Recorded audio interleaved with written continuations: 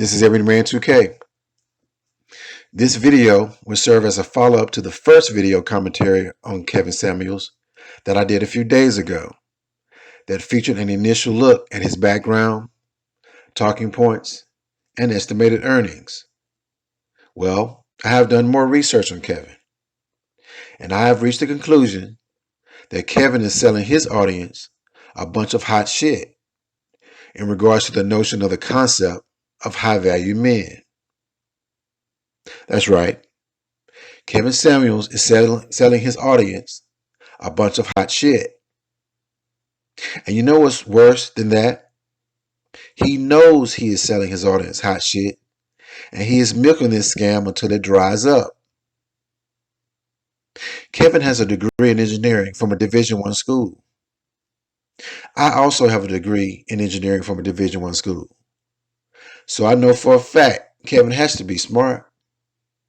You cannot slip through an engineering program from a D1 school without being so. So trust me when I tell you, Kevin knows exactly what he is doing. I noticed that when he gets called out on his BS, he gets very defensive.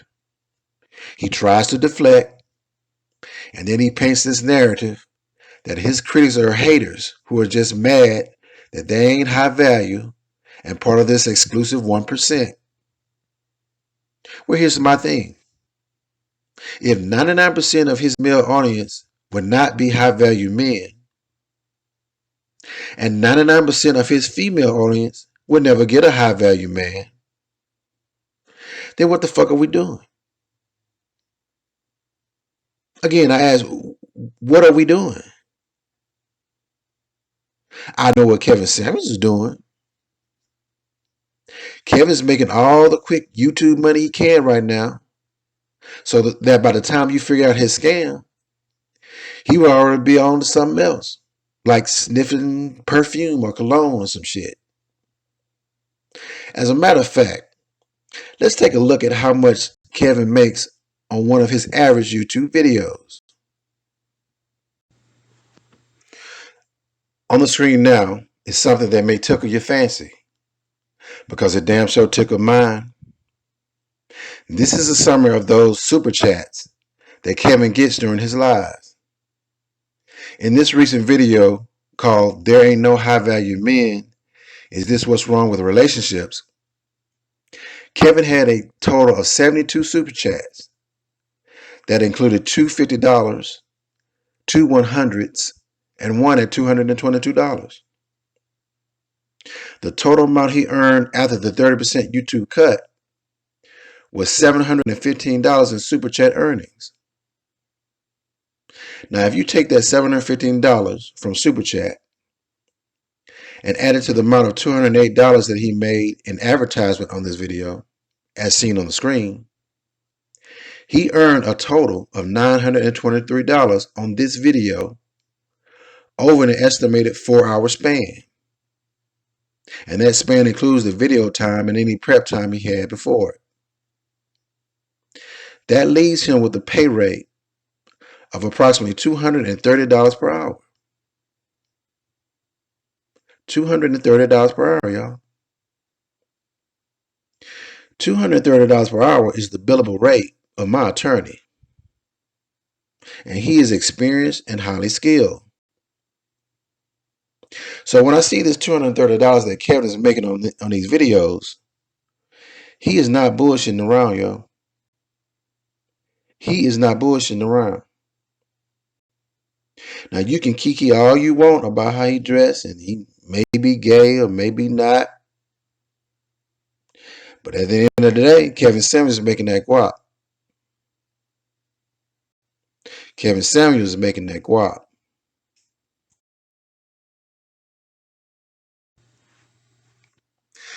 Now, here's the problem I have with Kevin Samuels' definition of a high-value man. Kevin is right in concept, but he is wrong in application. I repeat, Kevin is right in concept, but he is wrong in application.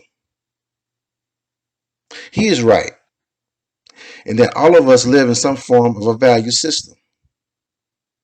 Some value systems have origins in tradition, some in religion, others in geography and location. A person's value runs tantamount to the value system he or she is thrust into or choose to participate in. So when I listen to Kevin, it is obvious that he is living in his own reality. And he assumes that his reality is everyone else's reality, when it is not. In his world, he is actually correct under that world's value system. I've worked in corporate America, and yes, there are things that they value in order to get ahead, like appearance, the ability to socialize, the ability to communicate, the ability to kiss your boss's ass and lie to get away with shit. Corporate America is a game to be played. And if you play it right, you can be successful. But here's the gag. You still can be successful and high value and not play that game. You still can be successful and high value and not play that corporate game. For instance, you don't have to be good at soccer to be successful at basketball. Soccer may just not be your thing. And you don't have to know how to play golf to land a major deal. If you can sell and you really got the goods that the customer needs, tell them motherfuckers to come meet you at the gym and chop it up with a game of basketball. Hell, that's what I do. If you really need me and my skill sets, you need to come where I'm at. You need me. I don't need you. And that's how the game should be played. What Kevin Samuels is selling is really an old 1980s paradigm where you can just talk your way in and out of shit. Kevin does not have tangible goods or services, so he has to lean on talking a good game to make money. And I will give him credit, he's talking good right now. But after a while, he will have to move on to another form of lip hustling, whether it be sniffing cologne, perfume, or making bologna sandwiches, whatever, you name it. Making six figures and having a lot of materialistic stuff to make you look important is not where it's at. No, sir. No, sir. No, ma'am. I studied engineering economics in school, and I currently draft capital expense proposals for multi-million-dollar projects. And I fully understand that real net worth is equal to assets minus liabilities. Real net worth is equal to assets minus liabilities. Most people think that accumulating a lot of things give you high value net worth, and it does not. If you have debt tied to those things, your net worth goes right back to zero. The same value of a bum. Now, you may not be a bum on the street, but if you are not a steward of your money, you will eventually become a bum at heart. On the screen now are the 6 components of a high-value man as defined by Kevin Samuels. And it reads as follows. Number 1, as far as money, a high-value man should be making at least $10,000 per month. And this is like in the city of Atlanta, so you can make adjustments based upon where you live.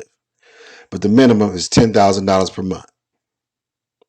He also should be making this for at least 3 to 5 years in length of time. He needs to have group acceptance by other high-value men. He also needs to network with high-value men. And he also needs to have visibility as far as position and income at the LinkedIn level. So he has to show that he has this money and that he's living at a certain level and be visible with it. And lastly, number 6, he has to be useful to the group and others. Utility. That also gives him value. When I review these 6 items, they seem to be a bit random and not really rooted in anything. When I checked Kevin's credentials, I did not see certifications or degrees that would give credence to his knowledge of social paradigms. I could be wrong, but as of to date, I have not heard Kevin cite one specific book or author or any reports or studies that he read or he has performed that would support this specific narrative of a high-value man. It seems like some random shit he came up with on a Saturday morning over a bowl of cereal, based on his own limited experience and knowledge in his own bubble of life. In summary, his 6 components say you need to be a 6-figure nigga who know how to look good and know how to shoot the shit with others, which is the playbook for someone to succeed at the company Xerox in 1985. Ladies and gentlemen, we are living in 2020 and currently living in the information age. No matter how you look or who you know, if you have the high valuable information, you are the high value man. I repeat, if you have the high valuable information, you are the high value man. Now, if you don't believe me, go ask Mark Zuckerberg. Mark Zuckerberg wears the same gray t-shirt and jeans every day, and he looks like a pizza delivery guy. But Mark can hit a button right now and create scenarios to make a Democrat vote Republican.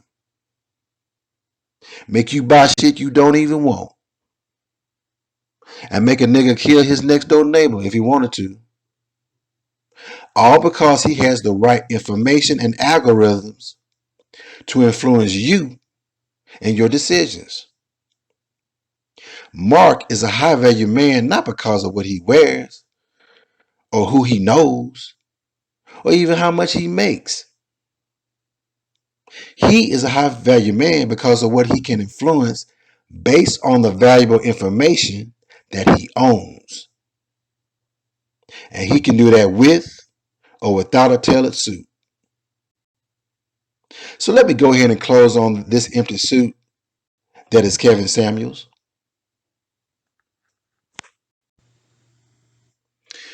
You know, there's an old school nigga joke that probably originated from some rich white man at an exclusive country club somewhere. I would suspect that some old white man interjects this old school joke to his friends during lunch around the dining table.